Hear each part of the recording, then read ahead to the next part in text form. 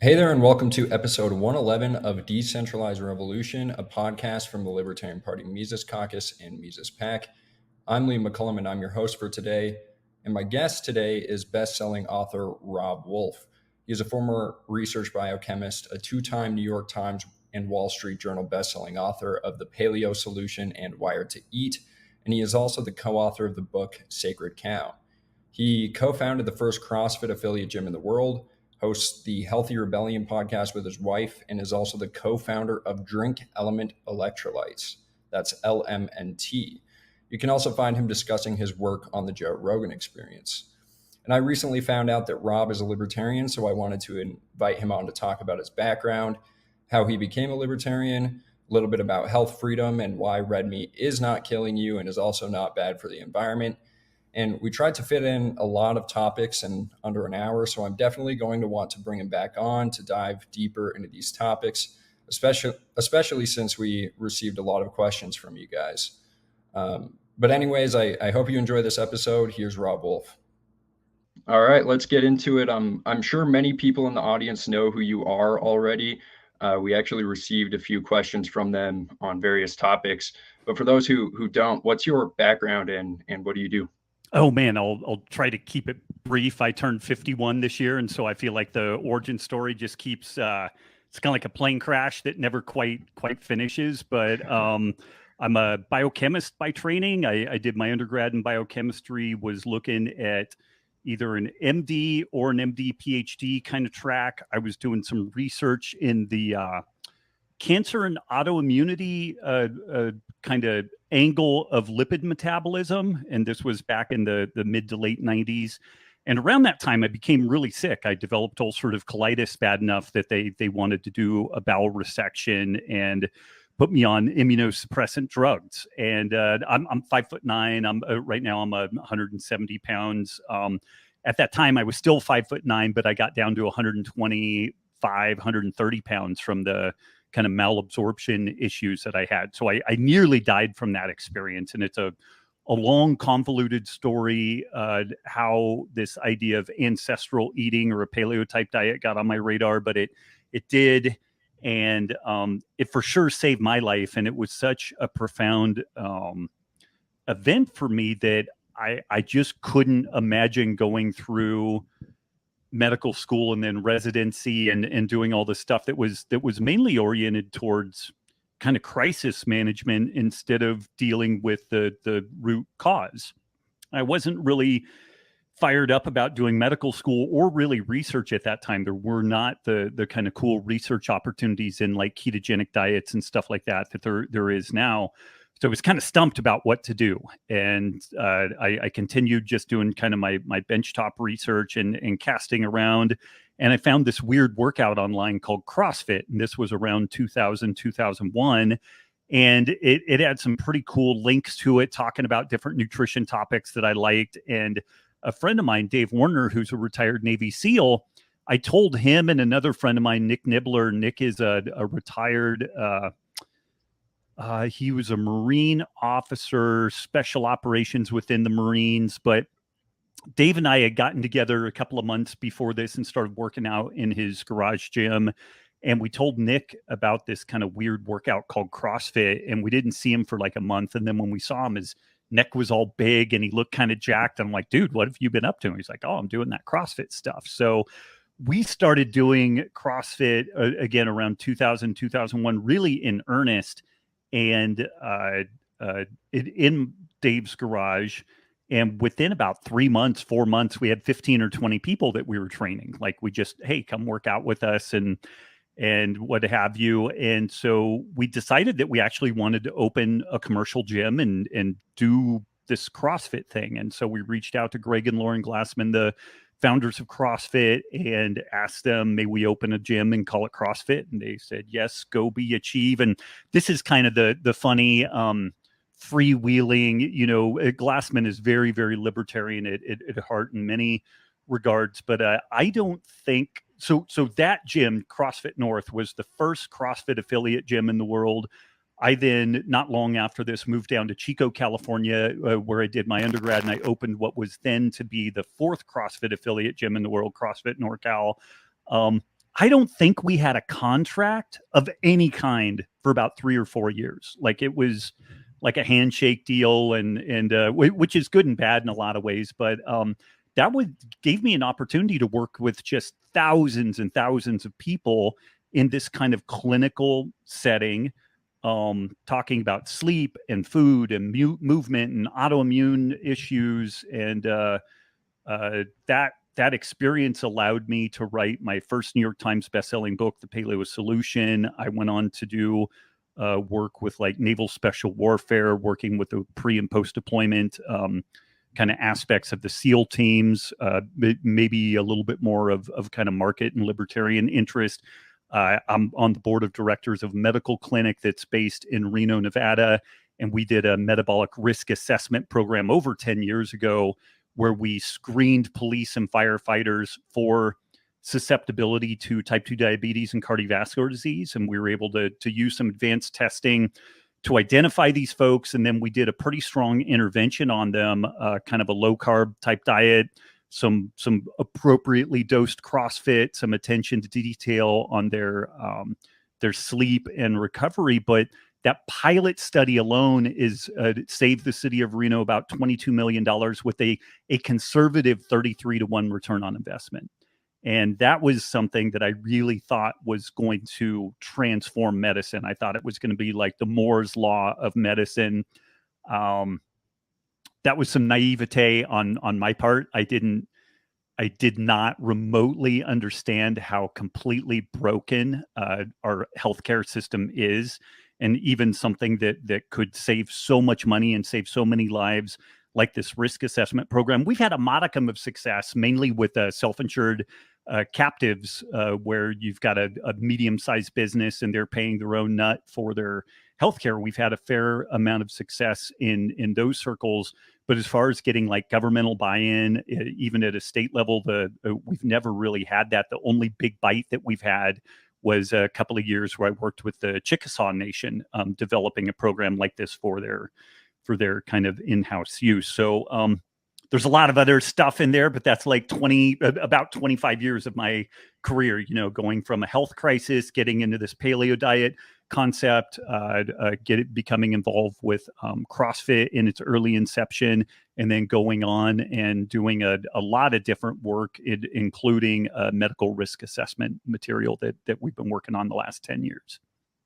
For those who don't know what ulcerative colitis is and the paleo diet, why don't you explain both of those things? Sure. Ulcerative colitis is one of many different flavors of inflammatory bowel disease. Like there's IBS, irritable bowel syndrome, ulcerative colitis, Crohn's. They're all a little bit different, but they all tend to have some similarities of just inflammation within the gut. They tend to be kind of autoimmune in nature, where the body is kind of attacking itself.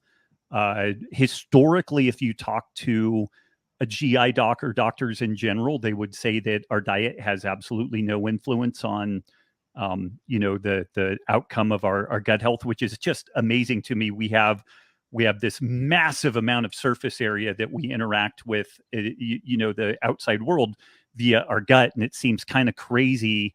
It would be like going to a dermatologist and you've got a rash all over you. And it's like, hey, doc, I've been crawling around in these weeds and bushes. Could my interaction with these plants, cause any type of like dermal issue? And the doc would be like, no, that's crazy talk. There's no way that's possible. But the ulcerative colitis is an inflammatory bowel disease, which can kill you. And usually the management is either surgery and or immunosuppressant drugs. Neither of those are really, it's not something one wishes on even most of their worst enemies. Like it's pretty nasty stuff.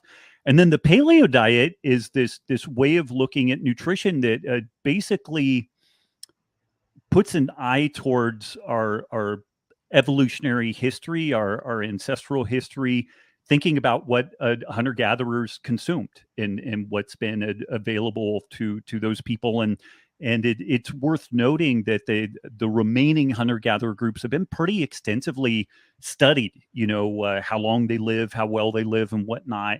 And although they have a high infant mortality rate because of lack of direct medical care for like infections and injuries and whatnot, hunter-gatherers are more likely to live into advanced age than we are if they get to like their 30s. Like they got to get to that point, and then they tend to be really robust, really healthy. They have a very different kind of life trajectory relative to Westerners. We hit about 25 or 30 years old, and we tend to have this very rapid decline in physicality and cognitive function. Hasn't always been this way. If you look at pictures of, PE classes in the 1970s, like there were no overweight folks. So you don't have to go all the way back to a paleo diet to really see the benefit of just eating kind of minimally processed whole foods.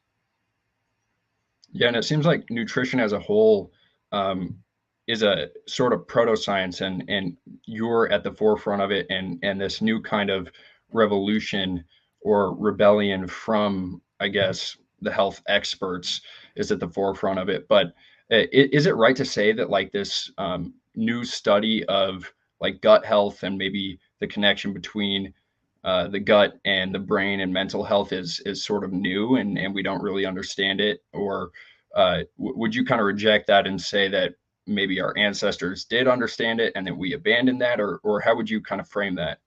Man, that's a really good question. I think it was Hippocrates said that all disease begins in the gut. And so that's like 2,000 years of wisdom, at least there. It's worth noting that for ages, I mean, 30, maybe 40 going on 50 years, there's been this concept of like intestinal permeability or leaky gut.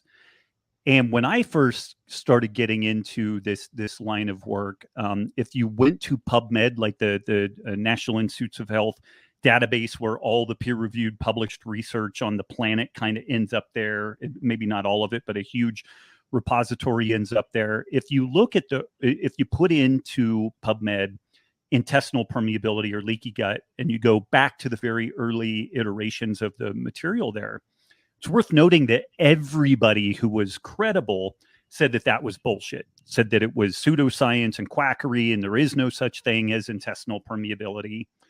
And this went on for years, and researchers, physicians, they would effectively get deplatformed very differently than what happens today, but they would lose academic funding. They would lose, positions within their institution because of researching these topics around intestinal health and intestinal permeability and whatnot. And I will say that the paleo diet concept really put this idea of gut health and intestinal permeability like really on the radar. And there is a lot of charlatanism around this stuff. People make these really extraordinary claims about if you just have this particular type of gut microbiota, then everything's going to be great. Some people insist that you must eat a lot of fermentable fiber. Then you got like the carnivore people that make the case that depending on your gut health situation, maybe you should eat very, very little fiber. But there was just a study the other day that made a super strong linkage between Parkinson's, Alzheimer's, and some alterations in the gut flora. That these neurodegenerative diseases may originate in the gut. And it may be some alterations in the gut microbiota, the bacteria that live in the gut, how they damage the intestinal lining, and that then leads into systemic inflammation that in at least some susceptible individuals leads to neurodegenerative disease like Parkinson's and Alzheimer's. And it's just kind of mind-blowing. It's really incredible. And again, coming off of COVID I guess that this is part of the reason why I have this huge skepticism for a lot of what is kind of near and dear to like mainstream thinking, is that I've seen so many examples where the orthodoxy was just completely wrong and completely closed-minded about any potential nuance around a topic. And I've been able to help. I'm not particularly smart, like I am average IQ. Like I work super hard, but I I'm not like a super genius by any stretch of the imagination, but what I have had is what I consider an operating system that's superior to just about everybody that I bump into. And I look at the world through the lens of kind of Austrian economics, thermodynamics, which is the energy flow within systems, and then evolutionary biology. And when you've got an operating system like that, I think it gives you this really disproportionately powerful way of looking at the world. And I've been able to help a ton of people, millions of people, with a host of different health issues because of really focusing on the gut health. So I just kind of wanted to throw that out there, that this gut health thing now is kind of accepted in orthodoxy. You see people like Rhonda Patrick and Dr. Andrew Huberman talking about gut health. 15 years ago, hardly anybody was talking about this stuff, and it was still kind of the realm of pseudoscience. And not everything that's outside the mainstream is inherently correct just because it's outside the mainstream. But this is where people ask me if I'm contrarian, and I don't consider myself a contrarian. To me, when I meet people who are contrarians, they just call bullshit on like everything, and they're just kind of like curmudgeons, and I'm not that person. If somebody puts something past me, and they've got like a plausible mechanism, even if it seems kind of weird, it's like, okay, well, let's dig into that and kind of explore it. And this gut health thing, I think, is like front and center on that. One of the things that I think is really fascinating about it is that all too often, I think we have very little that we can do to influence gut health other than elimination diets, improving our sleep, and that's kind of it. Like there's all these magic pills and potions and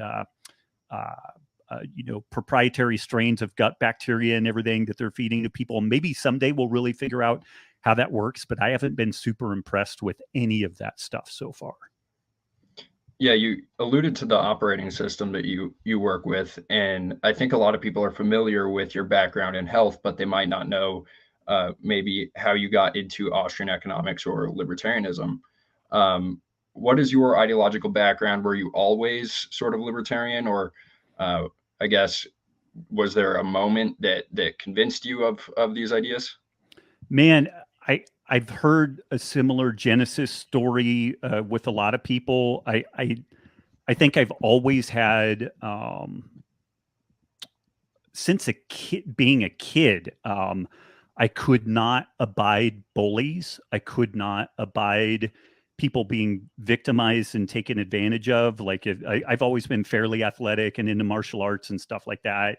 And if I saw somebody being picked on, like I couldn't live with myself not doing something to intervene on that. So that's been a piece of my thinking. And what was always interesting to me too, I grew up in rural Northern California, pretty conservative area, and I found myself frequently at odds with a lot of my like conservative, family members and friends and whatnot, because early on, like the drug war made absolutely no sense to me. Like as a kid, I looked at what was going on. I'm like, they're just perpetuating this thing. Like this is just a guarantee to expand the police state, and I didn't have any of the technical terms to describe that. It was kind of an intuitive Gestalt level thing, but I knew that the drug war as it was being implemented was bullshit and was just worsening the situation. I was also really early on very okay with same-sex marriage. Like I didn't really understand why there was a lot of hoopla around that. So I found myself pretty much at odds with almost everybody I bumped into. Like if somebody was pretty liberal, then my like fiscal ideas and like my nervousness around infinite social security nets becoming multi-generational traps, because I came out of that. Like a lot of my family was in the welfare trap, and I saw how just sticky that situation could be, and how nasty and difficult the misaligned incentives could be for getting out of it. But then we would talk about some social stuff, and then my more conservative family members would like lose their minds over me being concerned about expansionist war activities. And I love our military. I think they're amazing, but it's like, if we're going to fight a war, declare war, go through the Constitution, fucking like lay out some objectives, go win that war, and then come home. And don't just keep this like military industrial thing going where we're just fighting proxy wars all over the planet. Like that stuff has driven me crazy. But it was I had an econ professor in junior college that just it blew my mind how powerful this economic lens of looking at the world through economics and resource scarcity and aligning incentives.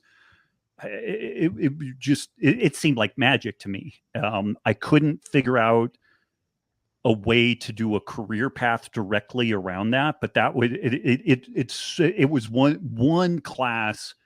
You know, it was like a 4-unit class, but it had 400 units worth of weight in my life. Like it would just so impactful. And then I guess it was maybe the first go around of Ron Paul's run up. Like I had discovered some material from Mises and, you know, again, some of the like Chicago and Austrian kind of economic, you know, schools of thought, and to be kind of digging into it, Milton Friedman, Hoover Institute and stuff like that.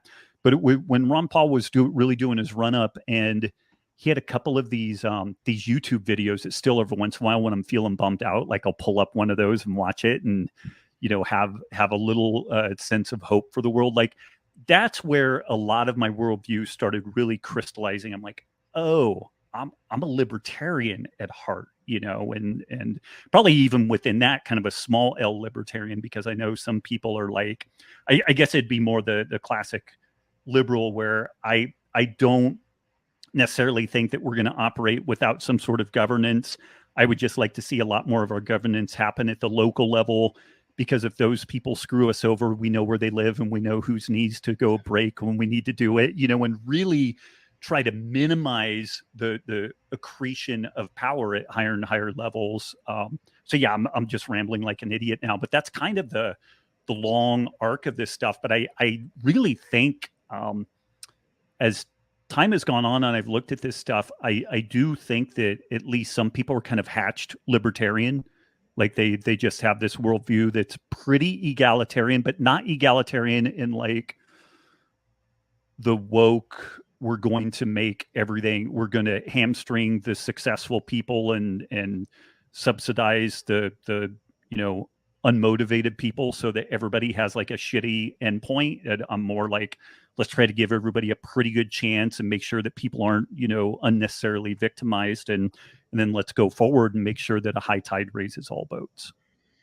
Yeah, it's interesting that it all kind of goes back to Ron Paul, because I'm only 23. I wasn't even aware of politics when he was running, but I mean, had he not run, I likely wouldn't be a libertarian today, because I got at it through my honor civics class in high school. My teacher at the time was a libertarian, and he had a photo of Ron Paul in his classroom. So, and the Mises Caucus, the idea behind it was that we were the Ron Paul Revolution 2.0, and we were going to bring it into the Libertarian Party and take over the Libertarian Party and make, you know, the small L libertarian phrase kind of go out the window, because we always had to separate the two. But it's like, what if we could just identify as libertarians and not have to worry that there's some organization out there called libertarian that isn't? And thankfully we took over the party at the last convention, and we're trying to usher in this new framework of decentralized revolution, and this podcast is called the Decentralized Revolution. And we just released a project Decentralized Revolution kind of vision document, and the idea behind it is that we have to face political realities and confront the fact that a libertarian isn't going to win the presidency anytime soon. And the way that it works is through local communities and issue coalitions. We probably won't even win city councils. It's more possible. But the way that we actually build trust with these communities is to go to our city councilmen, and if they agree with us on like you know, psychedelic legalization or something like that, we build coalitions with them. Or what I did in this last session in Montana is we had a coalition with the ACLU, the Freedom Caucus, a bunch of people in the Republican Party, and we tried to push forward defend the guard legislation, which Mm. basically would say that a state cannot send its National Guard units to war if it's been undeclared. So we're trying to basically usher in this localization movement within the Libertarian Party and encourage people to do it at a local level. So it's awesome to hear that you have that background. And I was listening to one of your podcasts. You came out with it, I think, in February, and it was titled "The Freedom to Transact." Yeah. And you kind of redid your artwork, and you now have the freedom to transact in your bio on Twitter. I'm wondering what the thinking is behind that phrase and why you kind of rebranded your show around that. Yeah, and all props go to my wife on this, and she actually has an econ background and speaks like 5 languages and is much smarter than I am. She speaks some Russian, she's fluent in Italian and Spanish and everything. And when you look at her and you look at me and you're like, how did she get stuck with that lump? Basically, when we were at Chico State, there were 5 women for every 1 guy. So the deck was stacked disproportionately in my favor. But she got really into crypto a number of years ago, and not just as like trying to do this get rich quick thing, but like really thinking about how could this thing be used to help with healthcare and food systems. Like I've thought about some of the issues around like the transparency of our food system being really amenable to the blockchain being able to deal with that, like food safety and stuff like that. But she started getting into this crypto scene and NFTs, and she followed this guy Punk6529, and he's one of these whales within the crypto NFT space. Like he's probably a billionaire. Like nobody knows exactly who he is, but self-admittedly, he's at least several $100 million net worth. And he's produced some amazing thought pieces. And one of them was that this right to transact. And it was during kind of the height of COVID and deplatforming and deplatforming for so many different things. Like if you weren't towing the line on like social justice stuff, deplatformed. If you had a question about this novel therapeutic that was supposed to be our only hope for dealing with the coronavirus, like deplatform. And the Canadian truckers, like when people started donating money to the Canadian truckers, and then those banks shut down the accounts, and there was even and continues to be punitive action against people who donated to those people. He came out with this piece that made the case that the right to transact is the most fundamental right that we have. Because like, you want a right to freedom of speech? Great. Do you want to make a poster? Do you want to have a podcast? Like, you need to be able to transact to be able to do any of that stuff. Do you want to go do a protest somewhere? Okay. If you need a bus ticket to go to the protest and you don't have the right to transact, if the banks or whomever has the ability to shut down your ability to buy a plane ticket or a bus ticket or buy a pamphlet material, you don't have a First Amendment. You don't have a Second Amendment if you can't buy a firearm because you have been debanked, And he went through and just basically made this. I thought it was brilliant piece, and I've seen people cranky about his notion, but I haven't seen anybody credibly dismiss his thesis. And so this idea of the right to transact is the most fundamental right. And for me personally, we ended up experiencing some really interesting kind of deplatforming in 2018. I've had this online business since 2007. I've got a blog and a podcast. I've written books. We were selling different courses through Facebook and Google and what have you. And we got up one day, and I don't like obsess over our website traffic, but I'll just kind of take a peek at it every 3 or 4 days. And our site traffic had dropped by 97% overnight. And I couldn't figure out what the heck was going on. And because our site traffic dropped by 97%, our income dropped by 97%. And also, right around this time, we had been selling some keto related courses on Facebook and doing really well with it. Like it's a well thought out course, and we had lots of support with it and everything. That thing just disappeared. Like we could sell it for exactly break even and not a nickel more. Like it was just, it would keep feeding Facebook, but it would not feed us. And it took about a week, maybe 2 weeks, and then it came out that Google had done this thing called the OWL update, and a number of health related websites, including mine, they hadn't been removed from the web, from the internet, but they had basically been made very, very difficult to find. So I had thousands of articles on different things. It's like CrossFit, type 1 diabetes, low carb diets. Like, you put in these different topics, and chances were I had an article on this, and I had articles that were linked back from ESPN and some really high ranking websites. So I was a really well regarded website in the eyes of Google historically.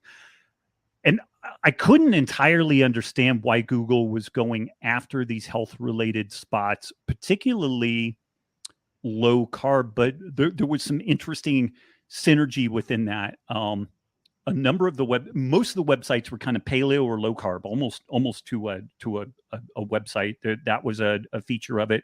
A number of these websites also were what we would call vaccine skeptics. Some of them were fully down the rabbit hole of like nobody should ever take any vaccine, and others were just like, hey, maybe we should stick more with just the live attenuated viruses and really avoid the use of adjuvants and stuff like that. So there was a spectrum. I had never really talked much about the vaccine topic, but I had definitely talked a lot about, low carb diets and things like that. But this OWL update was this event that really catalyzed my eye opening around, I don't own my website really at the end of the day. Google does, because the ability to funnel traffic to this thing is where I live and die. And so we sold our house in Reno. We moved to Texas. We spun up a couple of new businesses, several of them hopefully that were in positions that they would not be, killable by Google if Google decided that they didn't like us. And we spun this thing up, the Healthy Rebellion, which was a private community to try to help people build resiliency and whatnot. And so, again, I know kind of long wandering story, but that right to transact, like it really struck a chord with me in large part because we had our ability to transact taken away from us. And way before the kind of more common deplatforming, debanking of the, like the COVID and post-COVID era. So that was the impetus for this stuff. And, honestly, I think that something related to food and health sovereignty and the right to transact is probably what I'm going to devote the rest of my life around, because it feels like this is where the fight is going to be. Like this, smart people have figured out that if they can take away our ability to connect with each other, and in particular, if they can deplatform us from banking and ability to transact, like they've crushed us. They will crush any type of resistance that we might, put towards political tyranny. So this is kind of the area that I'm going to be pushing back on. But that's kind of the long arc of where this idea around the freedom to transact came from and why it's super important to me. Yeah, and it's very related to other areas that you've worked in too. You came out with a book co-authored with, is it Diana Rogers? Yeah. Okay, yeah, called Sacred Cow, and it's very much about the right to transact, especially in the context very recently where we've had people like John Kerry come out and say that we need to shut down all agriculture if we want to reach net zero goals, because agriculture is related to carbon output. So I'm wondering a little bit about your perspective on all of this, and maybe the motives of and incentives of the health industry. You had alluded to some of the issues with the current status quo within health, where we're trying to maybe put band-aids on things rather than get to the source of the issue, or how the health industry was not receptive of your idea. So what do you think is at play in the health industry? Is it dominated by people like John Kerry, who are ideologues, or are there true believers? And I guess, what are the incentives at play here that seem so adamantly opposed to health? Because like the tinfoil hat uh, part of me, and I think many in our movement, start to see a pattern, and we start to wonder if there's an actual attack on health in itself, or if there are underlying maybe economic incentives at play instead. Man, it's that's a really, again, you're queuing up some great questions. I don't know if my answers are going to be as as good as your questions are. I've tried not to play the conspiracy theory hat too much because it's kind of a trope, and it's kind of a it's this, grab bag. You should, everything's a conspiracy, but I think it's kind of a conspiracy. Like I, without a doubt, there's this weird connection between like the World Health Organization, the World Economic Forum, their connectivity within pharma, within big food, within academia, within politics. Uh, every 5 years, there's this updating of like the USDA food guidelines, and each time paleo low carb diets, they just perform abysmally. They're terrible, they're bad for you, bad for cardiovascular health. Now they're bad for the planet, because animal husbandry is supposed to be this like the most injurious element of in our world to climate change and whatnot. And it is so not representative of reality that it literally is like a flat earth type thing. But the establishment effectively on this climate change topic are flat earthers, in my opinion. And then you have people looking around saying, hey, when cows eat grass and they belch methane, that's exactly the same carbon that would have happened if that grass had just degraded on the soil and either turned into methane or turned into carbon dioxide. It's the same carbon. It's part of a carbon cycle. It's not net producing any additional carbon, because that carbon came out of the atmosphere, part of a plant, part of an animal, back in the atmosphere. Kids get this stuff immediately, and then trying to explain it to adults, they kind of go cross-eyed, and they even raising a question about it now, you're called a racist, you're called a science denier, like on and on. But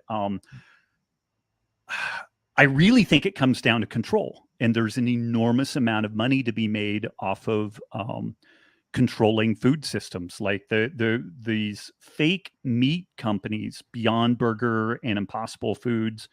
They made these just amazing claims that the food they were producing was healthier, that it was more sustainable. And by sustainability, they claimed that it had a smaller carbon footprint.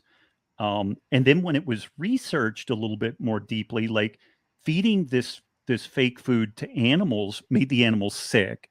Looking at a life cycle analysis, which is all the full thermodynamic inputs and outputs, the Impossible Burger and Beyond Meat, it actually does produce far more carbon than conventional meat does.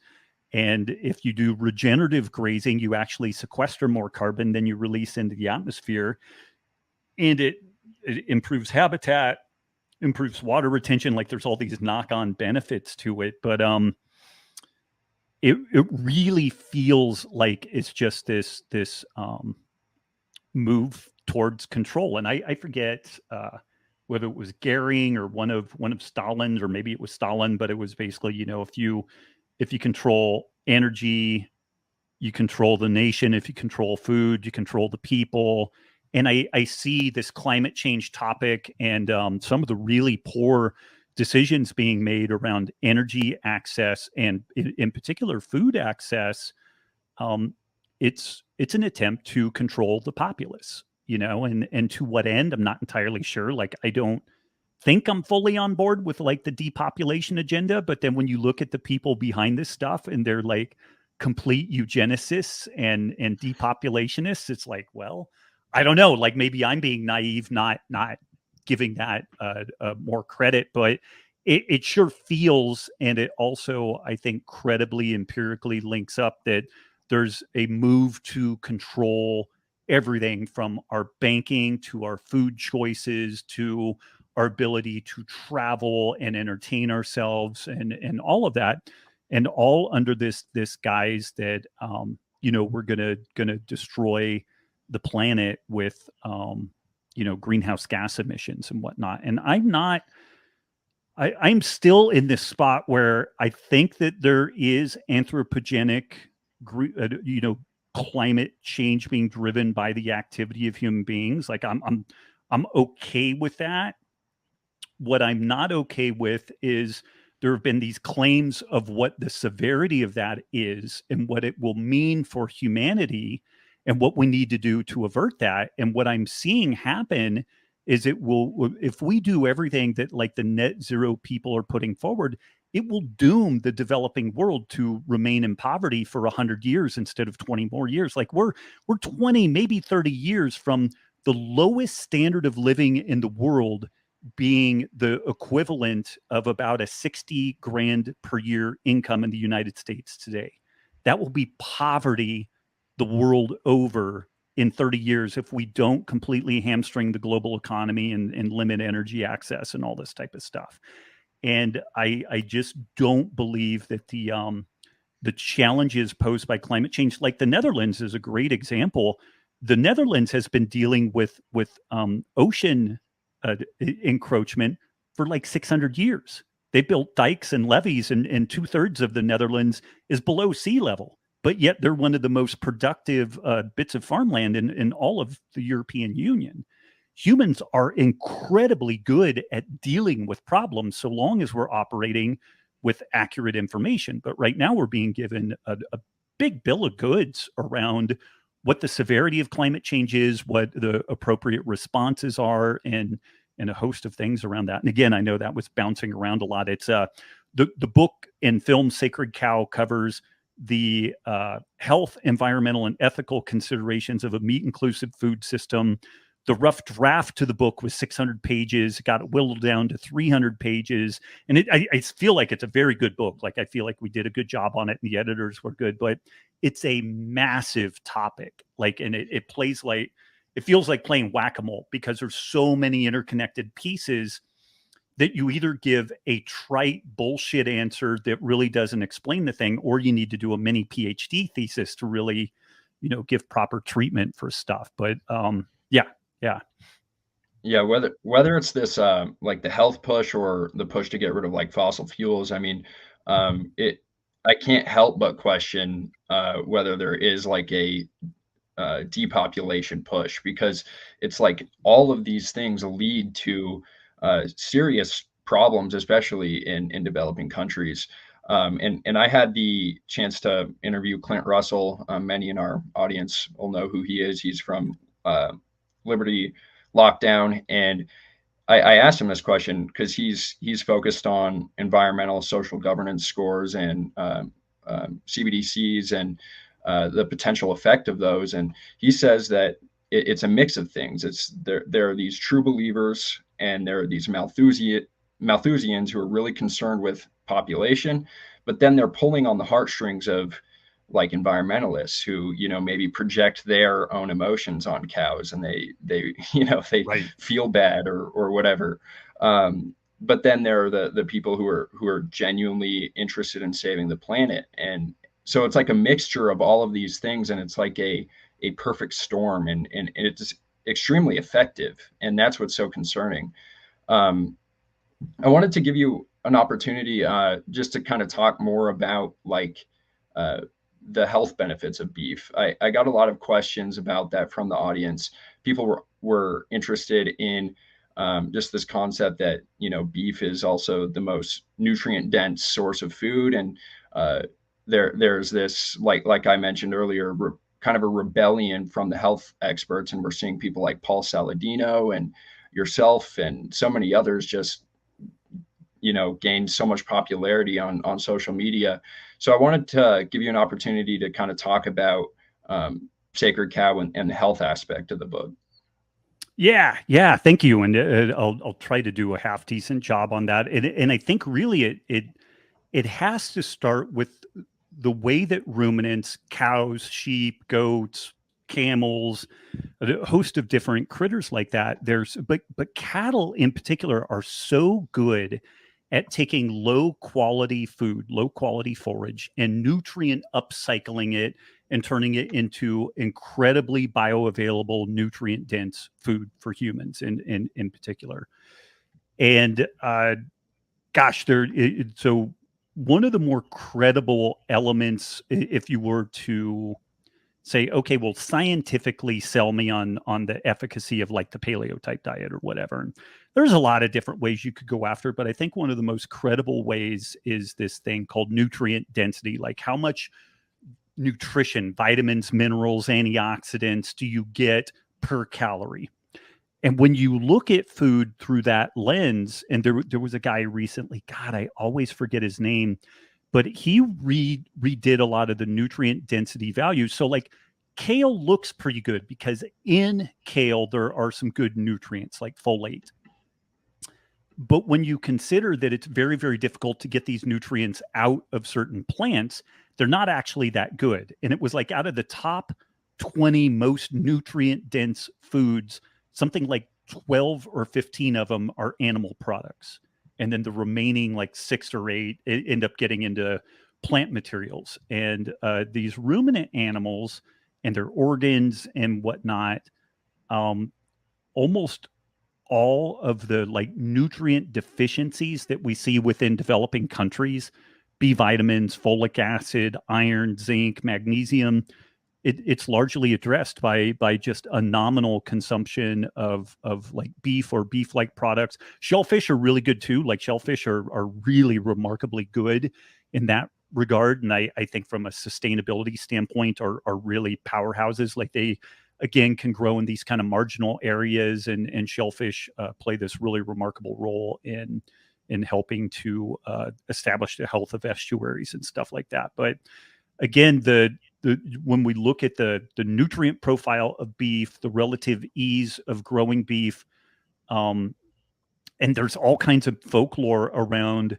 cattle use all this excess food, they use all this water, and we address this stuff in the film. Like even conventional meat, 94, 92, 94% of the water, you could categorize water in one of 3 categories.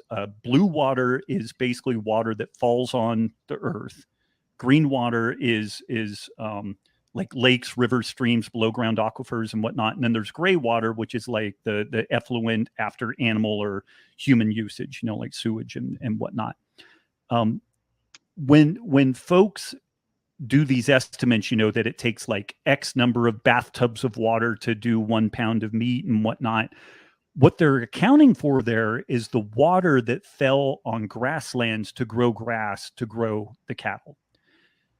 That water hopefully falls, one way or the other. And it's not like it's being lost. It's not like it's being mismanaged or otherwise misused.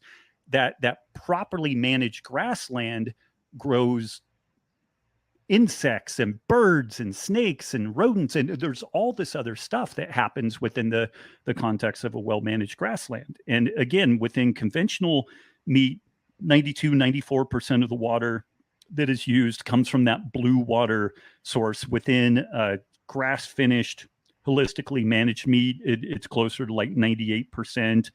Whereas, say, like almonds, almost all of the water that is used for almond production comes from pumping aquifers from below ground to the surface. And then we export like 80% of the almonds to Asia. So people are okay with almonds because they're a plant protein, even though the sustainability footprint of almonds is ridiculous compared to, say, like beef. And just as an aside, I think one of the fascinating opportunities, both with beef and with pork and even chicken, historically, those animals, a lot of their feed inputs were leftovers. So like within the beef industry, you have all this ethanol production, whether it's beer or wine or distilled spirits or what have you. The mash that's left over from that can and probably should be fed to cattle. It makes it not necessarily grass-fed, but it is a nutrient-dense, good food source for the animals. And this is a really smart use of that material. Historically, within human history, marginal food, say like food that's gone bad or is on the edge of going bad, has been fed to pigs. And we landfill nearly half of the food that we produce right now because it doesn't look quite right. Like people don't eat it at home, but there's massive wastage of food at supermarkets and whatnot. And this is an interesting way of upcycling food that would otherwise just get composted. And so I think there's a lot of resilience and a lot of elasticity within our food systems that aren't really being well accounted for as we look at it right now. And again, I know that was super far afield from the just basic, like, why is beef nutritious? But again, this stuff really does need to be looked at in a holistic fashion. Like when we wrote the book and did the movie, we thought that we were going to start with the the ethical side of this story first of animal husbandry. But what was interesting is when we really dug into the human health thing, we made the case that it's really hard to grow a human, either a pregnant mom and or her baby, without animal product inputs. I mean, it's really hard to not produce nutrient deficiencies in that scenario. You need complex supplementation schedules and all kinds of different things that aren't amenable to like the developing world and even, just rural, poor Westerners that don't have access to that stuff. So it changes the ethics. Like if you can't grow a human being healthfully without animal product inputs, what is the ethics of eating animals? And then when we started looking at like the environmental side of this story, we are losing topsoil from industrial row crop farming like crazy. We don't really know how many harvests we still have. There's like this thing thrown out there that we have 60 harvests left. We tried to track that thing down, and it was just kind of an offhand comment at a World Health Organization meeting. There's nothing scientifically credible to it, other than we are definitely losing topsoil like crazy within, this industrial row crop food system. When we're out of topsoil, we are out of the ability to make food. And the way that you fix those eroding topsoils is by rotationally bringing in animals to graze in those production scenarios. So if you can't have long-term food production without animals, then it changes the environmental story a lot. And then when you ultimately circle back around to the ethics thing, like if we can't raise humans healthfully without animal products, if we can't have a healthy environment without the interaction of ruminants in our food system, then it changes the whole ethics story, and when we recognize that the current row crop food system kills billions of different organisms. And if you equate a mouse as being equal to a cow because they're both mammals and they have similar intelligence, you start seeing some really interesting, side-by-side comparisons about the planet of the vegans' industrial row crop food system is not bloodless, and it's not benign, and it actually is not sustainable. The thing that is sustainable is a mixed use animal and plant production system. And we have examples of this a couple of thousand years old in like Northern Europe. We have some places in Scotland where like the ownership deeds can be traced back 1,500 years, and they haven't destroyed that environment. They have been able to continue producing food for nearly 2,000 years in these areas. So again, I know it's bouncing around a lot, and maybe we can come back and do a show later when we both have more time and I can get into more of this detail. But I don't want to give trite soundbite answers to things that are really complex, and people need to dig into it a little bit to understand it. And this is some of the asymmetric warfare that we are fighting. The folks that are on this industrial row crop kind of vegan centric worldview, they will just say, meat causes cancer, meat gives you diabetes, meat is unethical, it's destroying the environment. If you go vegan, you'll live forever and you'll be morally superior. And they just throw that stuff out there with no scientific qualifications at all.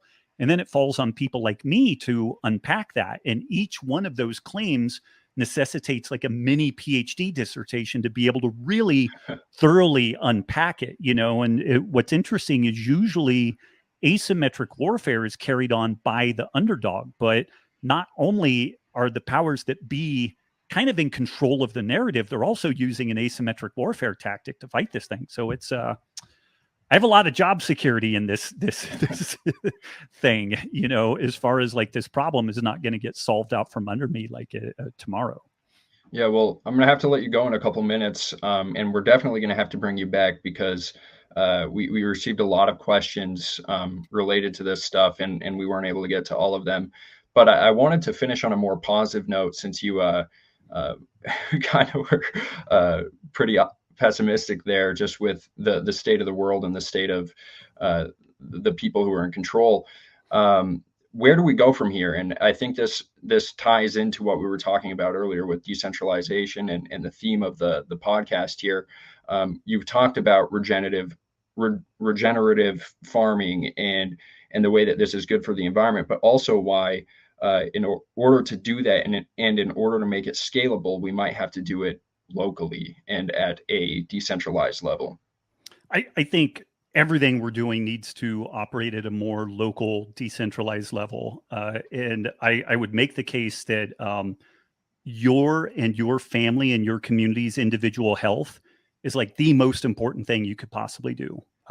With COVID, if you weren't sick, if you weren't metabolically broken and obese, it was a bad cold. Like that was it. If you were overweight, had high blood sugar, and some other health issues, it was a really big deal, and you had a pretty good chance of dying from it. And this just goes on and on, like so many different topics. The massive healthcare expenditures that we have are because the bulk of the people in our society are really sick. So like the first thing that we all need to do is be healthy, and this is something that if you're a super left-leaning socialist, then you should be healthy to support the motherland and not be a drain on society. And if you're a more conservative type person, then you should fucking be healthy because you need to take care of you and your family. Like I have met so many chubby conservatives that like they've got guns and knives coming out of the, every orifice on them, but they literally would not be able to run up a hill without stroking out. I'm just like, you guys don't get it at all, So like taking care of your health is kind of number one thing.